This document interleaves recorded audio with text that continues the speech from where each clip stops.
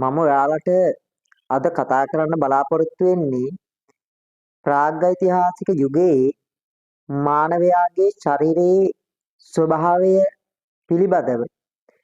මේ ප්‍රාග්ඓතිහාසික යුගයේ මානවයාගේ ශරීරයේ ස්වභාවය කිව්වහම ඔවුන්ගේ උස, ඒ වගේම ඔවුන්ගේ මොළයේ ප්‍රමාණය මේ වගේ කරුණු වැදගත් වෙනවා.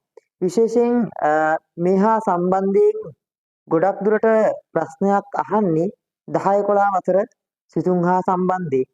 ඒ නිසා 10 වසර 11 වසර ඉගෙන ගන්න ආදරණීය දුවදරුවන්ට ප්‍රාග්ඓතිහාසික මානවයාගේ ශරීරයේ ස්වභාවය පිළිබඳව කරුණු දැනගෙන ඉඳීම වැදගත් වෙනවා.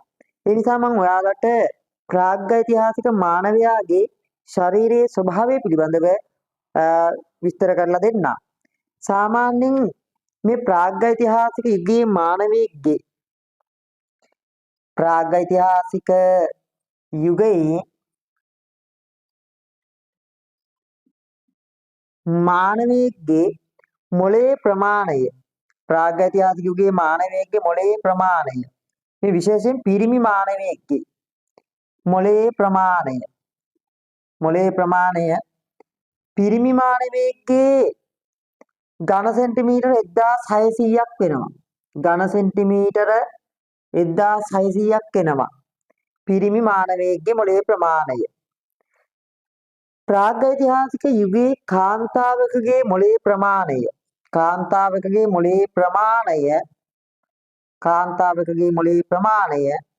ඝන සෙන්ටිමීටර 920ක් වෙනවා.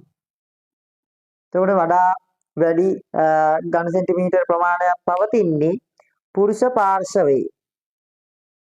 කාන්තාවකගේ මොළයේ ප්‍රමාණය ඝන සෙන්ටිමීටර 920කට සීමා වෙලා තියෙනවා. ගල් යුගයේ මිනිසුන්ගේ මොළයේ ප්‍රමාණය ගත්තාම. ඒ වගේම ප්‍රාග්ඓතිහාසික යුගයේ පිරිමි අයෙකුගේ උස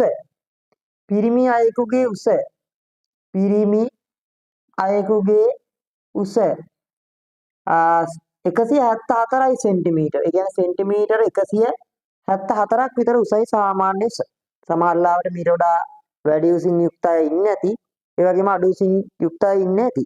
හැබැයි සාමාන්‍ය මානවිකගේ උස සෙන්ටිමීටර 174යි පිරිමි අයෙක්ගේ. ඒ වගේම කාන්තාවකගේ මොළයේ ප්‍රමාණය කාන්තාවකගේ උස ප්‍රමාණය 166යි සෙන්ටිමීටර. සෙන්ටිමීටර 166ක් විතර වෙනවා කාන්තාවකගේ උස ප්‍රමාණය. ඒ වගේම මේගොල්ලෝ ඊටාම සුළු කාලයක් තමයි ප්‍රාග්ඓතිහාසික යුගයේ මානවයෝ ජීවත් වෙලා තියෙන්නේ. සාමාන්‍යයෙන් වසර 35ක් 40ක් වගේ කෙටි කාලයක්. වසර 35ක් 40ක් වගේ කෙටි කාලයක් තමයි මෙයාලගේ ආයුෂ පැවතිලා තියෙන්නේ.